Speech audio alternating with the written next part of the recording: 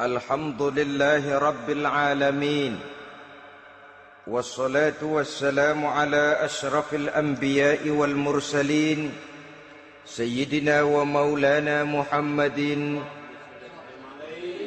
wa ala alihi wa ashabihi al-mujahidin at-tahirin. Amma ba'du. Saudara-saudara kaum muslimin seiman dan sekeyakinan yang berbahagia, pada suatu hari seketika sedang berkumpul dengan para sahabat, Rasulullah pernah memberikan peringatan. Beliau bersabda, "Yushiku an tada'a alaikumul umamu kama tada'al akalatu ala qas'atiha." Pada suatu saat nanti akan datang di tengah-tengah kamu, wahai umat Islam, di mana orang-orang lain di sekeliling kamu akan bersatu mengerubungi kamu seperti bersatunya orang-orang mengerubungi makanan di atas meja hidangan. Akan datang satu saat nanti di mana kondisimu dikepung sedemikian rupa, yang barat mau menerkam, yang timur mau menghantam, yang selatan mau menginjak-injak, yang utara pun akan menjelajah. Kondisimu seperti makanan di atas meja hidangan. Sebagian sahabat merasa heran dan terkejut, lalu mereka bertanya, "Amin qillati nahnu yauma izin ya Rasulullah?" Apakah jumlah kami pada waktu itu sedikit ya Rasul? Kami sampai dikepung sedemikian rupa? Beliau menjawab, "Bal antum yauma idzin katsir." Sama sekali tidak. Kamu tidak sedikit pada saat itu. Bahkan jumlahmu sangat banyak. Kamu adalah mayoritas. Walakinnakum ghusa'un ka ghusa'is sail. Tetapi keadaanmu saat itu persis seperti buih di lautan. Banyak tetapi centang perenang. Banyak tetapi tidak punya daya dan kekuatan. Banyak tapi dipermainkan gelombang lautan, dihempaskan ke tepian pantai tanpa punya makna dan arti. Kondisimu pada saat itu kuantitas yang tanpa kualitas, sehingga orang lain enak saja mengepung kamu. Akidahmu didangkalkan, dibanjiri dengan peradaban dan kebudayaan yang menjauhkan dari agama. Dari segi maksiat dan munkarat seluruhnya mengepung sampai kita melepaskan nilai-nilai Islam kita ini. Dan celakanya, sambung beliau, "Wal yanzi'anna fi qulubi aduwikumul mahabata minkum." Akan dicabut kehebatanmu di mata musuh-musuhmu, sehingga pada saat seperti itu orang lain memandangmu umat Islam enteng saja, remeh saja, tidak ada apa-apanya. Sudahlah, pokoknya umat Islam sikat saja. Umat Islam enteng, umat Islam kecil, umat Islam tidak ada apa-apanya.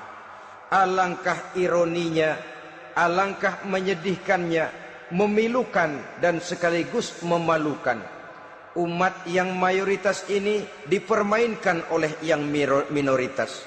Umat yang jumlahnya terbesar, terbanyak, bahkan konon menurut catatan sampai 90%, tapi dipermainkan oleh mereka, kelompok-kelompok kecil ini.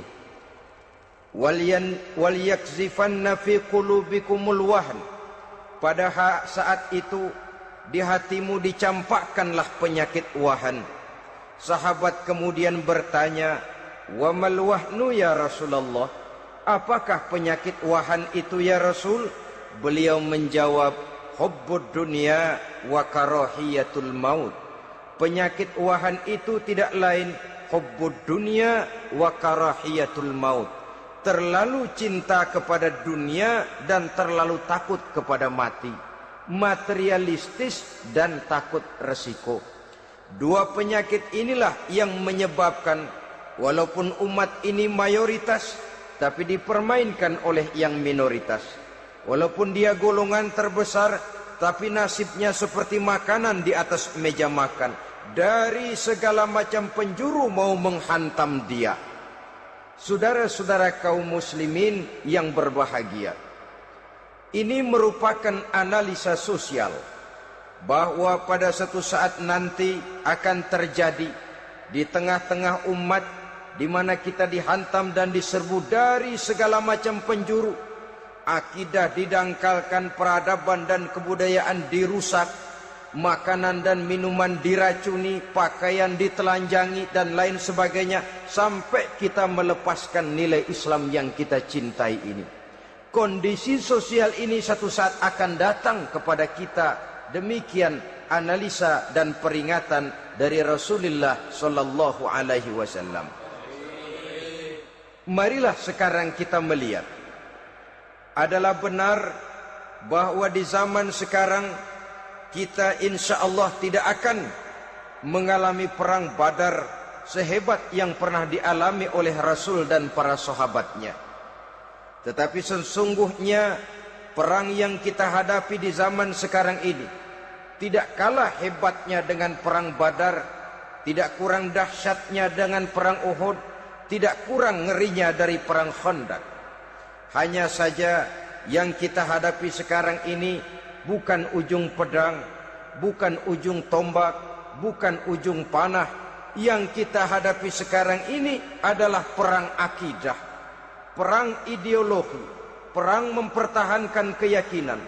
Yang kalau kita kalah sekarang, kita memang masih beragama. Tetapi anak kita, cucu kita, generasi yang akan hidup 5, 10, 20, 30 tahun yang akan datang, wallahu a'lam bissawab. Islam, saudara-saudaraku, tidak mungkin hilang dari dunia.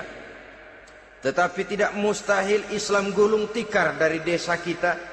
Tidak mustahil Islam gulung tikar dari kampung dan kota kita, jikalau kita tidak menjaganya, jikalau kita tidak memeliharanya, bahkan jikalau kita tidak mewariskannya kepada anak-anak kita, generasi yang akan datang. Marilah kita mengingat sejenak bagaimana Islam di Spanyol yang pernah jaya, pernah mewarnai daratan Eropa, dan yang sekarang hanya sekedar tinggal ceritanya saja. Ini pernah diperingatkan oleh Rasul dalam satu hadis, sayati ala ummati zamanun la yabqal Islam illa ismun wala minal Quran illa rasmun. Akan datang satu masa di tengah umatku di mana pada masa itu Islam ada tapi hanya tinggal sekedar namanya saja, dan Quran pun ada tapi cuma sekedar tinggal tulisannya saja. Apabila kita tidak mewariskan ini kepada generasi yang akan datang, maka serbuan-serbuan dari berbagai macam penjuru dari hari ke hari semakin kita rasakan kehebatannya. Tidak mustahil sejarah Spanyol akan terjadi di desa kita, akan terjadi di kampung kita, akan terjadi di kota kita. Orang Spanyol kalau mereka cerita kepada anaknya, mereka akan cerita, "Nak, di sini dulu ada masjid." Kapan, Pak? Dulu bener dah. Banyak orang Islam kalau hari Jumat pada sembahyang, kapan itu, Pak? Dulu sekali. Sekarang cuma sekedar tinggal ceritanya saja. Bukankah sesuatu yang sangat tidak mustahil apabila kita tidak menjaga dan mewariskan Islam ini kepada generasi yang akan datang, maka serbuan-serbuan akan membawakan hasil yang diinginkan oleh para penyerbu itu tadi. Kita sudah menjadi umat yang mayoritas, tetapi umat yang mayoritas ini menurut Rasul dikepung sedemikian rupa, akidahnya didangkalkan, peradaban dan kebudayaannya ditekan sedemikian rupa, kehidupan sosialnya dibuat individualis. Kemudian dari segi pergaulan, pakaian, makanan, minuman dan sebagainya diracuni, sampai dia tidak lagi berpegang teguh kepada agamanya. Dan dikala itu hilang kehebatan umat ini di mata musuh-musuhnya. Orang lain memandang kita ringan saja, enteng saja, satu umat yang sudah kehilangan wibawa. Padahal konon kabarnya kita mayoritas, tapi enak saja dikutak-kutik orang lain. Dan dikala itu di hati kita merajalela penyakit uahan. Penyakit uahan itu apa? Pertama, hubbud dunia, terlalu cinta kepada dunia. Terlalu cinta kepada dunia yang menyebabkan kita lupa. Lupa akan tanggung jawab dan kewajiban. Lupa meneruskan dan mewariskan Islam kepada generasi yang akan datang. Kita berlomba hanya untuk mengejar dunia dan seluruh isinya. Baik dia bernama material, baik dia bernama seksual, baik dia bernama pangkat, jabatan dan kedudukan, berlomba-lomba kita di dalamnya. Sampai tercampaklah penyakit hubbud dunia di dalam hati ini. Berurat dan berakar dunia itu, sulit dan berat kita berpisah daripadanya. Akibatnya kemauan untuk berbuat demi dan atas nama agama sangat sulit terwujud di dalam kehidupan ini. Yang kedua, karahiyatul maut, terlalu takut kepada mati. Baik mati ajal, mati dalam artian yang sebenarnya, baik mati usahanya, baik mati karirnya, baik mati pangkat dan jabatannya. Sehingga dengan demikian akibatnya jatuhlah kita menjadi umat yang kehilangan wibawa di mata orang lain. Saudara-saudara kaum muslimin rahimakumullah. Saya katakan tadi, perang yang kita hadapi di zaman sekarang adalah perang akidah. Perang menghadapi peradaban dan kebudayaan yang menghancurkan moral daripada anak-anak kita. Perang menghadapi banjirnya maksiat dan munkarat. Yang di tengah-tengah itu, di samping berkewajiban menjaga diri dan keluarga, kita pun juga berkewajiban menjaga anak-anak kita, generasi yang akan datang. Mengarahkan dan mendidik mereka sesuai dengan yang dikehendaki oleh Allah Subhanahu wa ta'ala. Oleh sebab itu, pada pertemuan kali ini yang akan saya bicarakan ialah bagaimana idealnya seorang muslim lebih dahulu memberikan pendidikan kepada anak-anaknya. Di tengah satu situasi dan kondisi di mana serbuan datang silih berganti melanda dan menghantam umat Islam, kemana anak-anak kita ini harus kita arahkan? Karena kita orang tua mempunyai tanggung jawab. Anak adalah amanah. Menyia-nyiakan amanah adalah dosa. Dan dosa itu merupakan satu dosa yang besar. Bahkan orang tua bisa saja masuk neraka kalau tidak bertanggung jawab tentang anak-anaknya. Satu riwayat menjelaskan ada orang soleh, ngajinya cukup, solatnya cukup, puasanya cukup, zakatnya cukup, di mana ada majelis taklim hadir, baca Quran hobi, fitnah orang tidak pernah. Di akhirat setelah disidang dia ternyata lebih banyak kebaikannya daripada kejahatannya, maka dia pun diperintahkan dan dipersilahkan masuk ke dalam surga. Giliran anaknya disidang, biang okem nih anak. Ditanya, siapa Tuhanmu? Tidak tahu. Siapa nabimu? Tenyaho. Apa kitabmu? Ora gelem.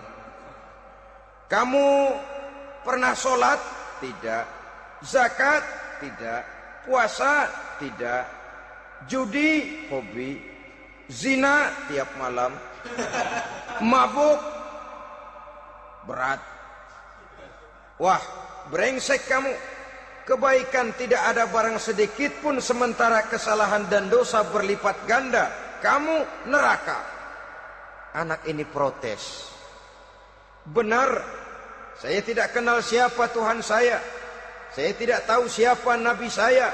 Saya tidak tahu kitab suci dan kiblat saya. Saya tidak sholat, tidak zakat, tidak puasa. Tiap malam saya judi, saya zina, saya mabuk. Tapi saya kerjakan semua itu karena saya tidak tahu dan orang tua saya tidak pernah memberitahu saya. Dia enak-enakan hadir di majelis taklim, saya nyekek botol didiemin saja. Dia enak-enakan baca Quran, saya zina didiamkan saja. Saya bukan tidak mau, orang tua saya sama sekali tidak pernah mendidik saya. Dia mau benar sendiri. Maka kalau sekarang saya harus masuk ke dalam neraka, saya menuntut agar orang tua saya ikut sama-sama bergabung dengan saya ke dalam neraka. Gara-gara dia tuh saya jadi begini. Orang tuamu yang mana? Tuh, yang barusan mau ke surga. Ini orang tua yang sudah mau berangkat ke surga dipanggil.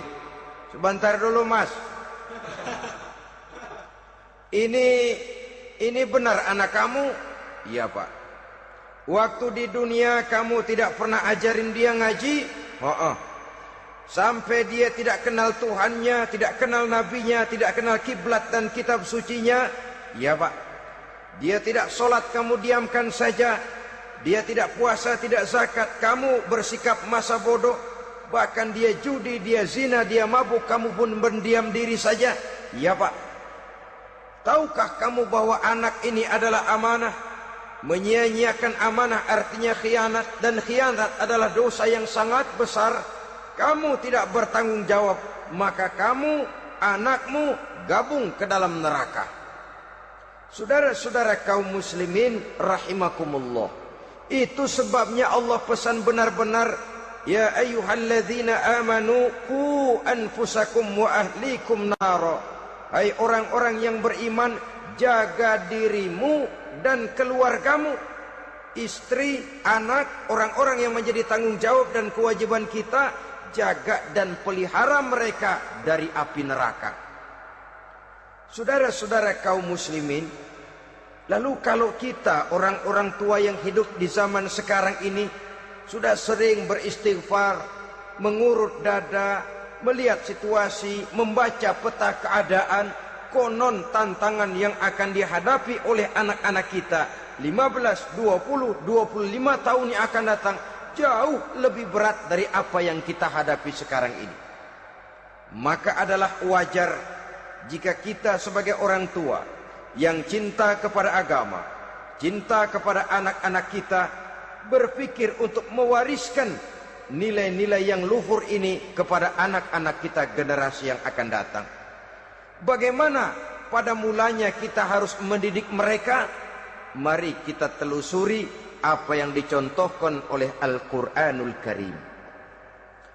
Orang-orang tua bijaksana yang diceritakan dalam Al-Quran, kalau sudah berpikir tentang anak-anaknya generasi yang akan datang, pendidikan pertama yang diberikan kepada anaknya ternyata adalah persoalan akidah.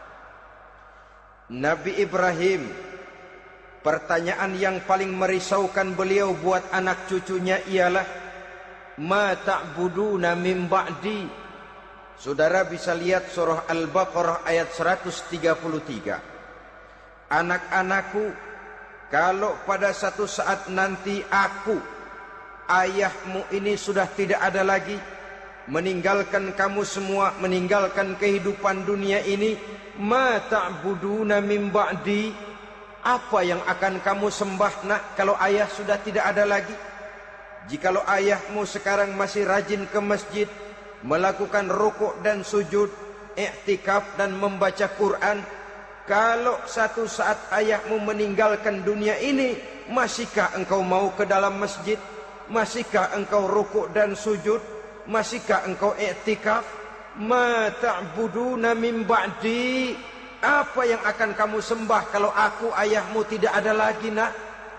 Ditanamkan bukan hanya keyakinan bertauhid, sekaligus juga menyembah kepada Allah yang kita yakinkan dengan tauhid itu tadi. Bukankah berbeda dengan kita kebanyakan orang tua sekarang? Kita tidak pernah berpikir ma ta'buduna min ba'di, kalau bapak tidak ada kamu nyembah apa nak? Kita orang tua sekarang pagi-pagi malah berpikir ma ta'kuluna min ba'di, Kalau bapak nggak ada, kamu nanti makan apa, nak? Bukan nyembah apa yang kita pertanyakan, bukan nyembah apa yang kita khawatirkan, makan apa, nak? Maka yang dicari lalu sekolah-sekolah yang bonafit, yang tidak peduli apakah itu merusak imannya, mematikan akidahnya, menghancurkan keyakinannya. Yang penting ada jaminan hari depan bisa dapat lapangan kerja. Akibatnya berduyun-duyun orang-orang tua muslim menyekolahkan anaknya di sekolah-sekolah yang bukan Islam, yang nyata-nyata membahayakan akidahnya, dididik dengan kultur dan budaya yang bertentangan dengan nilai-nilai agamanya. Bukankah ini berarti merelakan anak untuk dikafirkan? Bukankah ini artinya menyerahkan anak untuk ditulis menurut selera para pendidik yang tidak sesuai dengan nilai akidah yang dimilikinya? Mengapa kita tidak berpikir seperti Nabi Ibrahim yang sebelum memberikan pendidikan kecerdasan, sebelum pendidikan matematika, IPS, PSPB dan disiplin ilmu lainnya, yang pertama ditanamkan, ma ta'buduna min ba'di, kalau ayahmu tidak ada, kamu menyembah apa, nak? Menyembah Allah apa nanti malah menyembah harta? Menyembah Allah apa nanti malah mendewa-dewakan pangkat dan jabatan? Menyembah Allah apa malah nanti menyembah alam? Itu yang dikhawatirkan Nabi Ibrahim kepada generasi yang akan datang. Dan itu saudara-saudara yang seharusnya mengkhawatirkan kita kepada anak-anak kita, generasi yang akan datang. Lihatlah serbuan akidah di zaman sekarang ini. Dimanfaatkan kemiskinan kita umat Islam. Diberikan kita tawaran berupa beras, pakaian, obat-obatan, kalau perlu beasiswa, asal bisa melepaskan keislaman kita ini. Bertahap, sedikit demi sedikit, step by step, shibran bi shibrin wa zira'an bi zira'in. Dan harus saya ingatkan, orang di zaman sekarang tidak mungkin menghantam Islam secara frontal.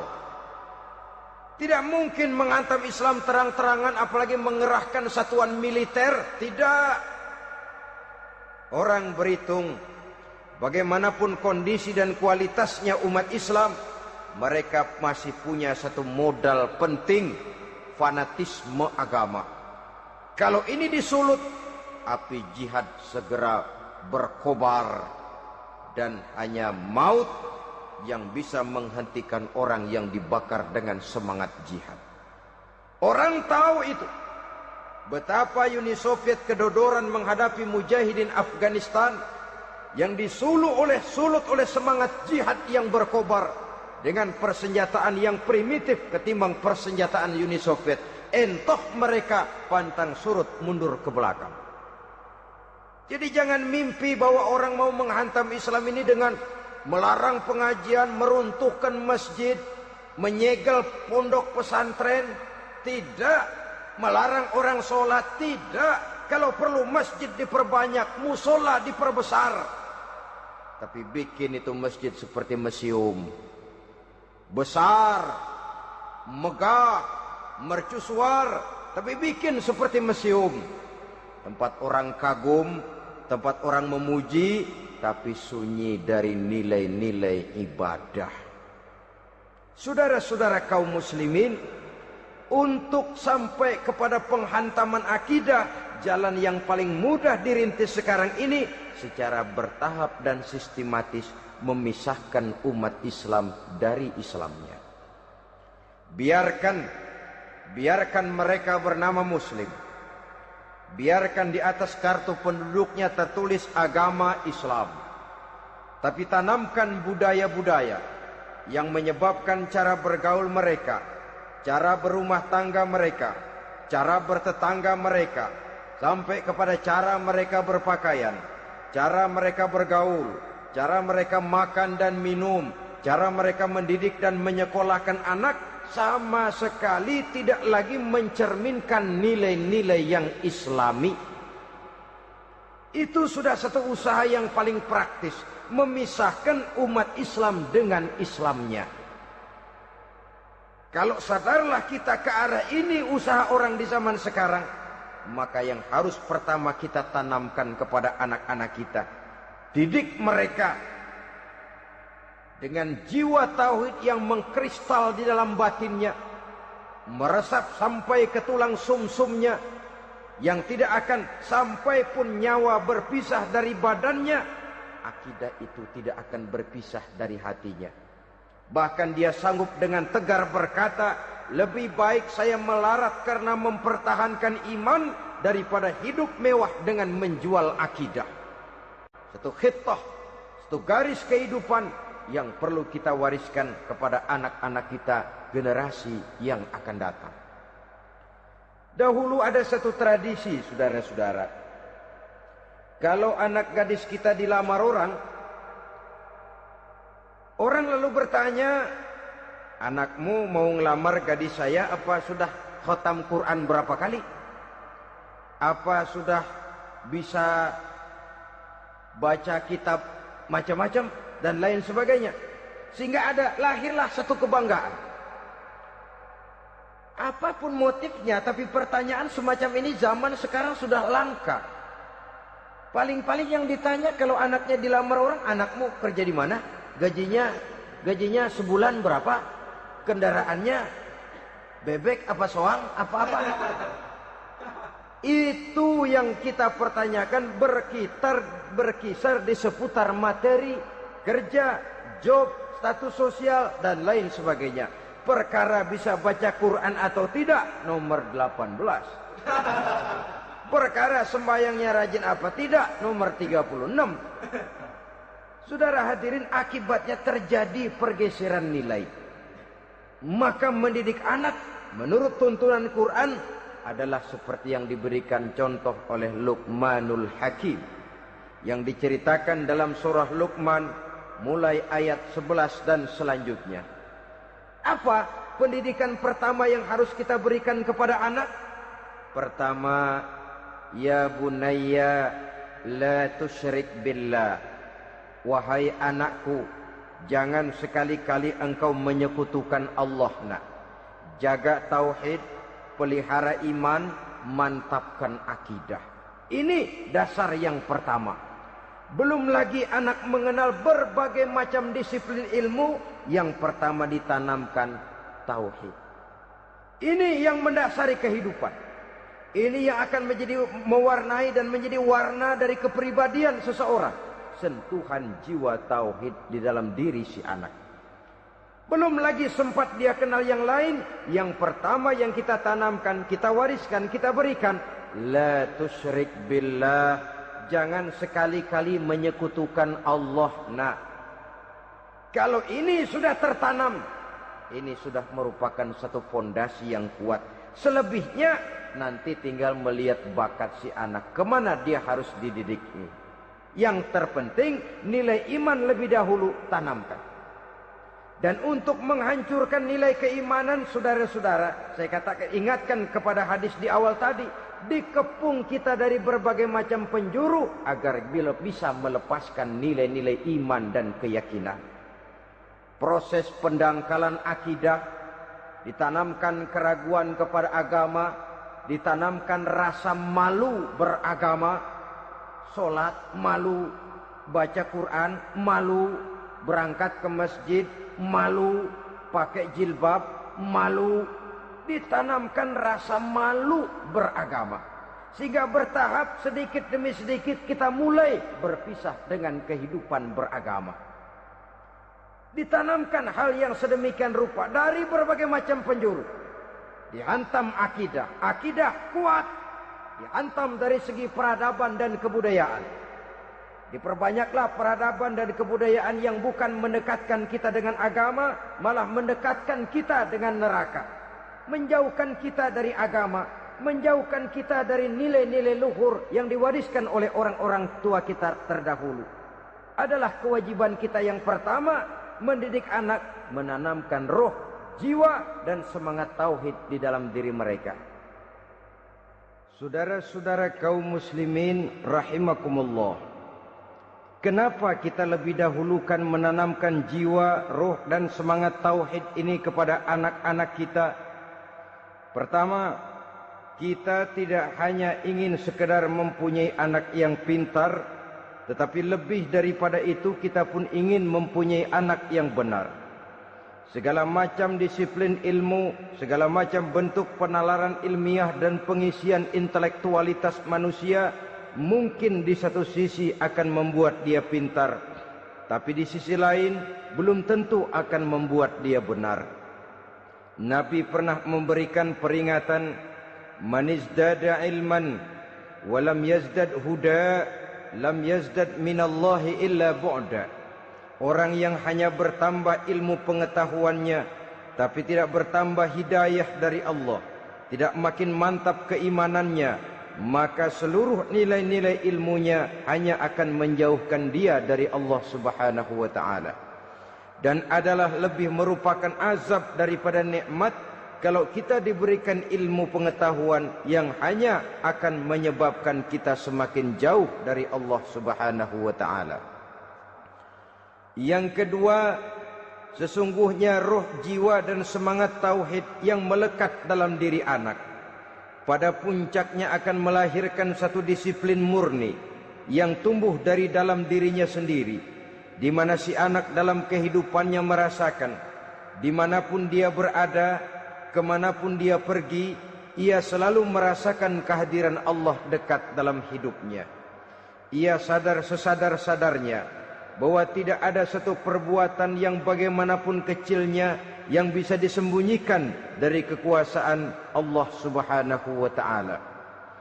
Yang ketiga, dengan penanaman roh, jiwa dan semangat iman ini, maka diharapkan anak-anak nanti pada pertumbuhannya sanggup mengendalikan hawa nafsunya. Dengan kata lain, bahwa penanaman jiwa tauhid, penanaman roh dan semangat keimanan ini merupakan kondisi dasar yang harus dilakukan sebelum yang lain-lainnya. Kemudian pendidikan kedua yang diberikan oleh Al-Quran melalui contoh dan model dengan Luqmanul Hakim ini, setelah menanamkan tauhid, ditanamkanlah kepada si anak ini rasa hormat kepada orang tuanya. Wa wassaynal insana biwalidayhi, dan kami wasiatkan kepada manusia untuk berbakti kepada ibu bapaknya. Hamalathu ummuhu wahnan ala wahnin, karena ibunya telah mengandungnya dengan kepayahan di atas kepayahan. Maksudnya dengan kepayahan dan kelelahan yang berlipat ganda. Sehingga ketika Rasul ditanyakan orang, "Ya Rasul, siapa yang paling harus saya taati di dunia ini?" Beliau menjawab, "Ibumu." Kemudian, "Siapa lagi ya Rasul?" "Ibumu." Setelah itu, "Siapa lagi ya Rasul?" "Ibumu." Dan kemudian, "Siapa ya Rasul?" "Bapakmu." Ibu, ibu, ibu, bapak. Bahkan al-jannatu tahta aqdamil ummahat, surga berada di bawah telapak kaki ibu.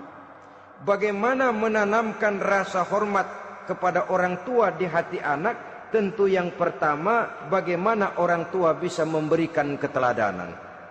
Marilah kita sebagai orang-orang tua ini menyadari bahwa sebelum anak kenal sekolah dasar, sebelum anak kenal TK, ibtidaiyah, sanawiyah sampai kepada perguruan tingginya, yang pertama dia kenal adalah lingkungan rumah tangganya, gurunya adalah ibu bapaknya. Di sini berlakulah apa yang dinamakan keteladanan. Keteladanan jauh lebih berhasil daripada sekedar teori-teori yang muluk. Keteladanan jauh lebih berhasil daripada berbagai macam indoktrinasi dan penataran. Kurangnya keteladanan akan menyebabkan anak mencari pola. Apabila kita orang tua ini tidak bisa memberikan keteladanan yang baik kepada anak-anak kita, maka pada suatu saat anak-anak akan menganggap enteng dan kehilangan wibawa kita sebagai orang tua di mata mereka. Dikala itu akan sangat sulit kita membentuk kepribadian mereka. Bukankah di zaman sekarang ini kita banyak mengalami krisis wibawa, krisis figur? Ada yang karena rapotnya merah melulu, gurunya dikeroyokin. Pak guru pulang sekolah dicegat. Bahkan nyaris ada orang tua pernah dibunuh oleh anaknya sendiri. Dan lain sebagainya, kasus-kasus yang sebenarnya tidak perlu terjadi, karena memang bukan saja bertentangan dengan nilai budaya kita sebagai bangsa, tapi juga bertentangan dengan ajaran agama kita sendiri. Krisis wibawa, krisis figur, yang juga akibatnya harus kita sadari banyak faktor yang membentuk kepribadian anak. Pergaulannya, yang dibacanya, yang ditontonnya, yang disaksikannya di dalam kehidupan.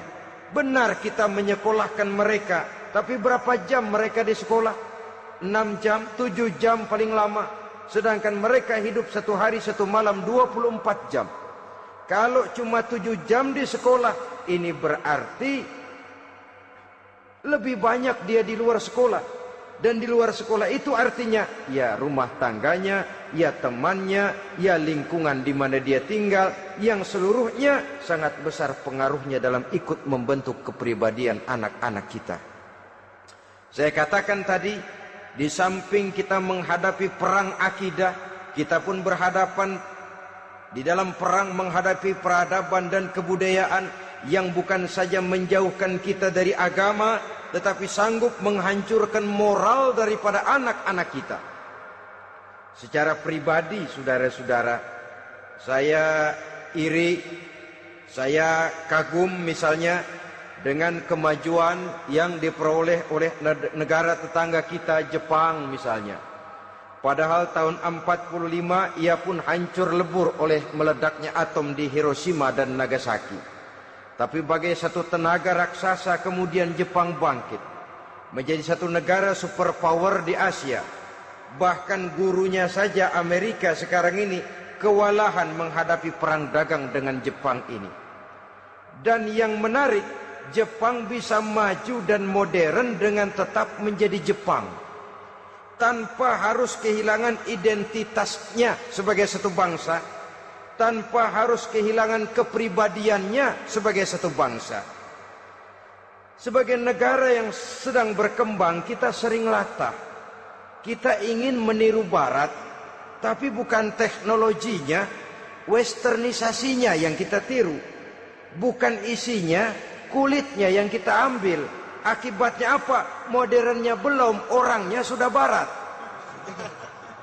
Bergaulnya sudah cara Barat, berumah tangganya sudah cara Barat, berpakaiannya sudah cara Barat, mendidik anaknya sudah cara Barat. Di mana ketemu orang tua cukup hello daddy. Kulitnya kita ambil, sementara isinya kita campakkan. Ironi dan menyedihkan. Padahal kita sesungguhnya bisa maju dan modern, bisa mengejar segala ketinggalan dan keterbelakangan kita, dengan tetap menjaga nilai-nilai luhur budaya kita sebagai satu bangsa, mengambil isinya, dan kalau memang tidak perlu, lalu mencampakkan kulitnya.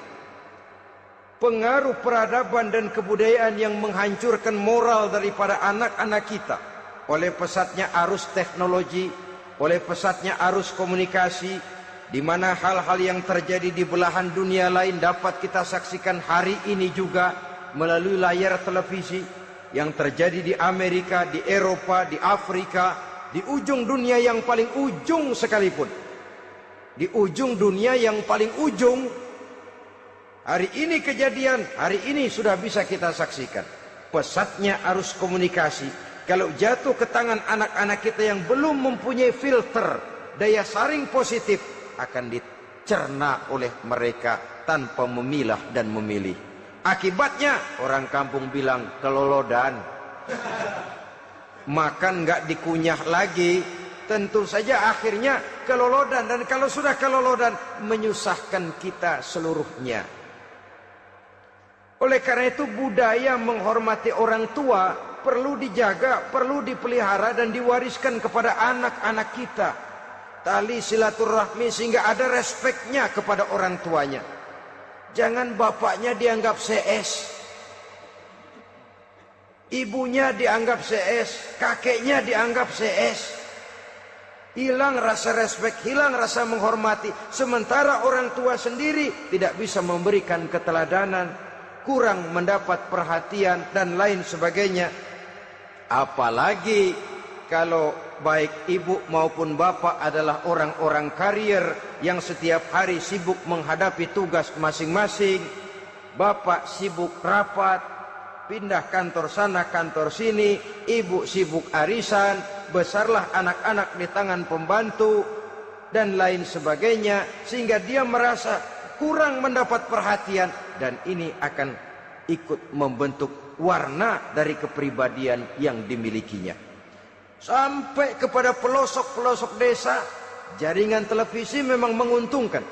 Tapi kalau sudah sampai kepada menayangkan budaya-budaya yang tidak sesuai dengan pola di mana mereka tinggal, pola lingkungannya, dan ingin mereka terapkan dalam kehidupan, ironi dan menyedihkan. Maka sering dikatakan, jikalau ABRI masuk desa, rakyat beruntung. Jikalau listrik masuk desa, rumah jadi terang. Jikalau koran masuk desa, rakyat jadi cerdas. Jikalau hakim masuk desa, rakyat lalu sadar hukum. Tapi jikalau maksiat dan munkarat masuk desa, minuman keras masuk desa, judi masuk desa, pelacuran masuk desa, rakyat tentu kiamat.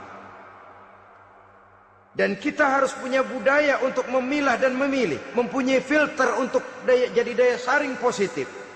Oleh karena itu, saudara-saudara, tahap kedua setelah menanamkan jiwa tauhid kepada anak, tanamkan rasa hormat kepada orang tuanya. Orang tua itu ibu bapaknya, orang tua itu guru-gurunya yang mengajarkan dia, atau yang dianggap tua yang lebih senior dari dia. Karena tidak ada satu peradaban yang berdiri sendiri. Bagaimanapun maju dan modernnya kita sekarang, tentu merupakan mata rantai yang berkaitan dari generasi terdahulu. Ini yang kedua.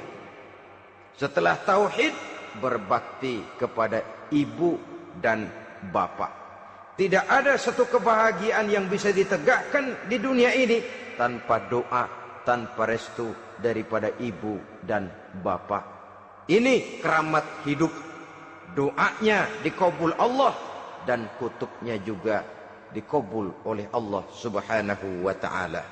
Jadi mendidik anak setelah menanamkan jiwa tauhid, menanamkan rasa hormat dan taat berbakti kepada ibu bapaknya. Itu yang kedua. Kemudian yang ketiga, melalui model Luqman, Quran mendorong kita untuk mendidik anak, menanamkan etika otonom. Apa itu? Ya bunayya, innaha intakum mithqala habbatin min khardalin, fatakun fi sakhratin aw fis samawati aw fil ardi ya'ti bihallah. Wahai anakku, sesungguhnya kalau ada satu kebaikan yang kamu kerjakan, kecil, tidak nampak oleh pandangan mata yang zahir, yang kecil itu tersembunyi di puncak langit, di dasar bumi yang paling dalam, atau di tengah batu hitam sekalipun, Allah pasti mengetahuinya dan pasti akan memberikan balasan yang seadil-adilnya. Pendidikan apa ini? Pendidikan moral, menanamkan etika otonom. Nah, kau berbuat baik jangan karena dilihat orang. Kau tidak mau melakukan kejahatan jangan cuma karena ada polisi. Kalau ada polisi kau tidak mau jahat, kucing juga begitu. Coba lihat kucing, taruh ikan asin di piring kaleng, tongkrongin. Aduh, kucing kalem, sopan, tenang. Sedikit kita lengah, habis ikan digarap. Tapi ditanamkan satu kesadaran, kemanapun kau pergi, nak, apapun yang kau kerjakan, tersembunyi di tengah batu, di dasar bumi, di puncak langit, Allah pasti tahu.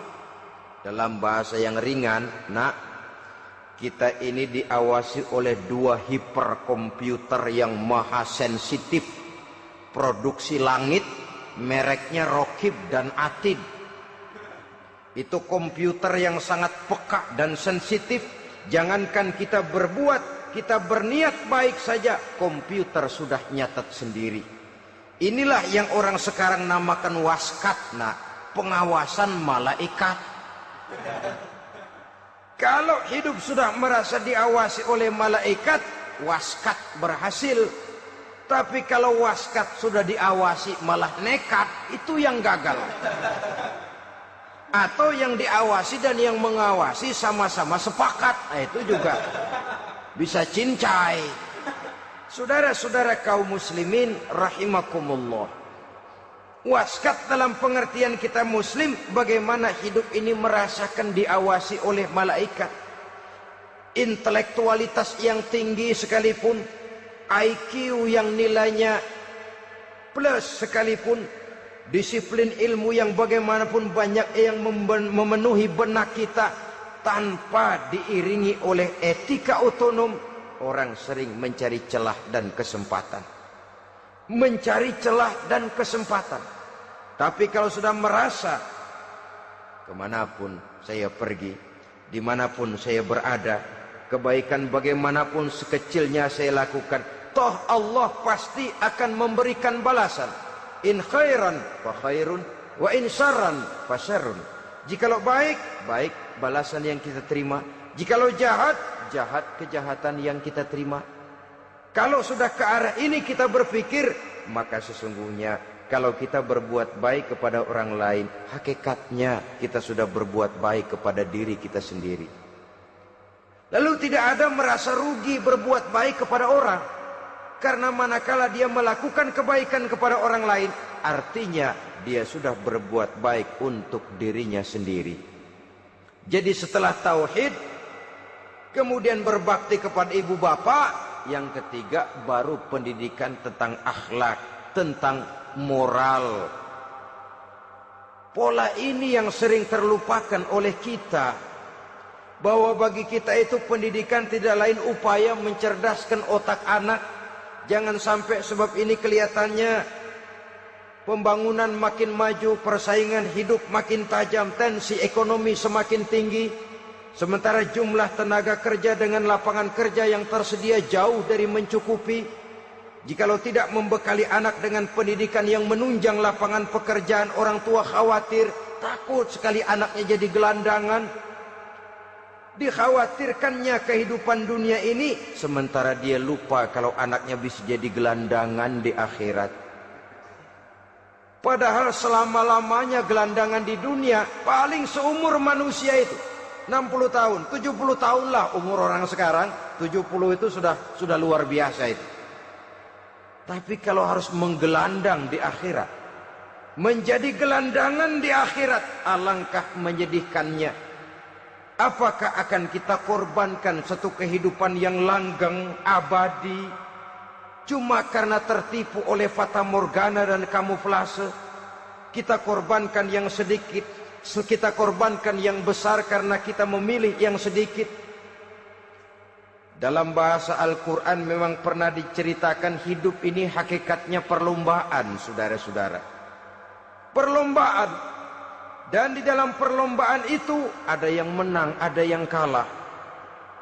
Al-Quran lalu memberikan peringatan, Alhaakumut takatsur, kamu telah lalai karena berlomba-lomba memperbanyak harta, mempertinggi pangkat dan kedudukan, hatta zurtumul maqabir, sampai kamu akan masuk ke liang kubur baru sadar. Apalagi kalau nafas sudah sampai di tenggorokan. Persis Fir'aun sudah tenggelam di lautan merah, mau mampus, baru dalam sekaratnya amantu bi Rabbi Musa wa Harun. Kalau begini caranya, saya juga percaya kepada Tuhan Musa dan Harun, percaya kepada Allah. Sudah mau mati, baru amantu bi Rabbi Musa, kami percaya kepada Tuhan Nabi Musa, kata Fir'aun. Malaikat maut kesal benar, dilelepin terus di laut, mampus tuh sekalian. Hidup ini memang kita berlomba. berlomba dengan waktu, berlomba dengan umur, berlomba dengan tenaga, berlomba dengan tetangga. Yang jangankan kita sampai mundur, berhenti saja sejenak, kita akan ditinggalkan oleh yang lain. Tiada kata mundur, bahkan tiada kata berhenti. Sekali kita melangkah, melangkahlah terus. Tapi berlombalah seperti yang dikehendaki Quran. Fastabiqul khairat. Berlomba-lombalah di dalam kebajikan. Jangan berlomba-lomba di dalam kemaksiatan, kemunkaran, kejahatan. Berlombalah dalam urusan kebaikan. Saudara-saudara kaum muslimin rahimakumullah. Tauhid, berbakti kepada ibu bapa, kemudian pendidikan tentang moral. Apabila pendidikan tentang moral sudah tertanam, barulah lihat bakat si anak. Kemana bakatnya? Anak saya kelihatannya dari kecil demennya main bedil-bedilan saja. Beri kali itu. Kirim ke Magelang, masukkan akabri. Tapi dengan syarat 3 itu tadi. Iman sudah tertanam, rasa bakti kepada ibu bapak sudah ada, dan punya nilai moral. Sehingga boleh jadi nanti dia menjadi jenderal yang beriman, yang berbakti kepada ibu bapaknya, dan punya moral yang tinggi. Kan lebih baik rakyat rendah tapi akhlaknya tinggi, daripada pejabat tinggi tapi moralnya rendah. Jauh lebih baik rakyat rendah punya moral tinggi ketimbang pejabat tinggi punya moral rendah. Nilai moral ini yang jadi ukuran dan barometer di masyarakat. Yang ini yang sering kita lupakan, bahwa kehancuran satu bangsa dimanapun di dunia ini selalu dimulai dengan kehancuran moral daripada bangsa itu sendiri. Sekarang membina nilai moral ini berat. Gadis kita, remaja, putri, diberikan pakaian jilbab, mungkin dia sendiri masih setengah-setengah, ditambah lagi oleh ledekan temennya. Jilbab lah kuno. Bau sorga lah, bau masjid lah, bau menyan lah. Ditanamkan rasa malu untuk hidup dekat dengan agama. Kalau moral semacam ini sudah tertanam, sedikit demi sedikit kita mulai mengucapkan selamat tinggal kepada agama. Dan kemalangan apa yang lebih malang kalau kita sudah jauh dari agama ini? Bukankah Islam telah menyelamatkan manusia dari penyakit jahiliyah dan membawanya kepada satu kehidupan yang maju dan modern? Kalau kita tinggalkan Islam ini, bukankah artinya kita akan kembali kepada satu zaman jahiliyah? Hanya saja jahiliyah itu berada di abad modern. Versinya tentu lebih modern. Kalau zaman jahiliyah dulu mabuknya pakai arak, zaman sekarang sudah macam-macam orang bisa mabuk. Kalau zaman jahiliyah dulu anak perempuan dikubur hidup-hidup, zaman sekarang kadang-kadang belum sempat lahir ke dunia, malah sudah dibunuh lebih dahulu. Versinya saja yang berbeda. Kalau di zaman jahiliyah dahulu manusia menyembah batu yang bernama Latta, Uzza, Manat dan Hubal, di zaman jahiliyah modern sekarang ini orang sering menyembah kepala bagiannya, sering menyembah atasannya, sering menyembah komputer, sering menyembah teknologi modern yang lebih diyakininya daripada Allah sebagai keyakinan sentral di dalam hidupnya. Saudara-saudara kaum muslimin rahimakumullah. Jadi yang ketiga, nilai moral yang ditanamkan kepada anak-anak kita supaya dia bisa menghadapi tantangan-tantangan hidup yang semakin berat ini dengan tetap berpegang teguh kepada nilai-nilai moral yang diwarnai oleh jiwa keimanannya yang bersumber dari ajaran agamanya. 3. Kemudian yang keempat, barulah tatanan kehidupan sehari-hari. Apa kata Luqman? Ya bunayya aqimis shalah. Setelah bertauhid, berbakti kepada ibu bapa, punya nilai moral. Ya bunayya aqimis shalah, nak dirikan solat. Rumah tangga muslim. Anak berumur 7 tahun sudah berani meninggalkan solat. Kata Nabi, pukul. Bukan untuk menyakiti, untuk mendidik. Karena sayang kepada anak. Saudara-saudara, kita khawatir betul kepada anak. Kalau dia pulang dari sekolah, Buru-buru kita sebagai orang tua bertanya, sudah makan nak? Sudah istirahat nak? Tapi jarang kita sebagai orang tua melontarkan, sudah sholat nak? Bahkan kita bisa memberikan sugesti kepada anak. Nah, kalau kau naik kelas 1 sampai naik ke kelas 2, bapak beliin sepeda. Tamat SD nak, motor. Tamat SMP nak, ke Bali kita. Tamat SMA nak, Singapura. Saudara-saudara, tapi kalau untuk urusan sholat misalnya, kita tidak pernah memberikan sugesti kepada anak-anak kita. Nah, kalau kau hafal Fatihah lengkap dengan artinya, bapak beliin sepatu. Nah, kalau kau bisa sholat dengan baik, cukup syarat rukunnya, bapak beliin sepeda. Ada rangsangan, ada sugesti yang membuat anak lebih tergerak untuk hidup dalam suasana keagamaan. Ya bunayya aqimis sholat, nak dirikan sholat. Sebab ini sandaran vertikal yang paling langsung antara manusia dengan Tuhannya. Menyadari bahwa sepanjang yang bisa dilakukan oleh manusia hanyalah berusaha, dan kepastian sepenuhnya ada di tangan Allah. Dengan solat kepribadianmu diperteguh, dengan solat sandaran vertikalmu kepada Allah diperkuat. Dan pada waktunya nanti Al-Quran memberikan bimbingan, hendaklah minta tolong kepada Allah dengan sabar dan tetap mendirikan solat. Ya bunayya aqimis sholat. Setelah itu, wa'mur bil ma'rufi wanha 'anil munkar. Tegaklah membina yang ma'ruf, tegaklah mencegah yang munkar. Ini sikap hidup sudah. Solat tadi tugas hidup. Lalu sikap hidup tampil di tengah masyarakat, membina yang ma'ruf, mencegah yang munkar sesuai dengan kesanggupan masing-masing. Bukankah setiap kita kepingin punya anak yang bermanfaat, setidaknya bagi keluarganya, syukur kalau bisa bagi lingkungannya, bagi masyarakat, bangsa dan negaranya. Dan satu di antara tanda orang yang bermanfaat, kalau dia bisa hidup menjadi penganjur yang ma'ruf dan pencegah yang munkar. Dan itu kalau tidak ada hidayah, sulit orang mau melaksanakan itu. Sebab apa? Ada kecenderungan belakangan ini di mana agama dianggap urusan pribadi. Sehingga orang lalu sering bilang, jangan bawa-bawa agama dah, itu kan bukan urusan agama. Ini sudah ciri berpikirnya sekuler. Jangan bawa-bawa agama. Agama urusan pribadi, artinya orang mau sholat mau enggak, jangan bilang apa-apa dah. Urusan dia sendirian.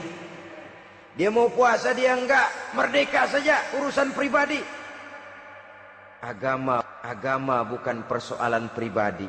Apalagi jika sudah menyangkut amar ma'ruf dan nahi munkar. Siap menegakkan yang baik, mencegah yang munkar, untuk tegaknya satu masyarakat yang diwarnai oleh kebaikan dan terhindar dari segala macam kejahatan. Dan terus ayat-ayat selanjutnya mencerminkan sikap hidup. Namun yang intinya, cara mendidik anak yang baik, yang dicontohkan oleh Al-Quran dengan Luqmanul Hakim sebagai model. Pertama, tanamkan tauhid. Yang kedua, tanamkan rasa hormat dan berbakti kepada ibu bapaknya. Yang ketiga, tanamkan moral, nilai akhlak yang tinggi. Setelah itu yang keempat, biasakan hidup dalam suasana keagamaan. Kontrollah sholatnya, kontrollah baca Qur'annya, kontrollah puasanya di bulan Ramadan. Ajaklah anak-anak sholat berjamaah, sehingga dengan demikian dia terbiasa oleh satu suasana yang mendekatkan dia dengan nilai agamanya. Dari sana diharapkan nilai-nilai ilmu yang didapatnya dari bangku sekolah akan menciptakan keseimbangan dengan yang ditanamkan oleh orang tuanya dalam bentuk yang dijelaskan oleh surah Luqman itu tadi. Sehingga apabila keseimbangan ini terwujud, akan menjalin keseimbangan dalam pola berpikir, dan keseimbangan dalam pola berpikir akan melahirkan keseimbangan dalam perbuatannya. Terwujudlah kita harapkan insan yang fid dunya hasanah wa fil akhirati hasanah. Inilah harapan kita semua. Mudah-mudahan Allah memberikan kekuatan kepada kita untuk mewariskan nilai-nilai yang baik kepada generasi yang akan datang, sehingga esok harus lebih baik daripada hari ini, dan lusa harus lebih baik daripada hari esok. Terima kasih atas perhatian saudara. Mohon maaf atas segala kekurangan. Usikum wa nafsi bitaqwallah. Wassalamualaikum warahmatullahi wabarakatuh.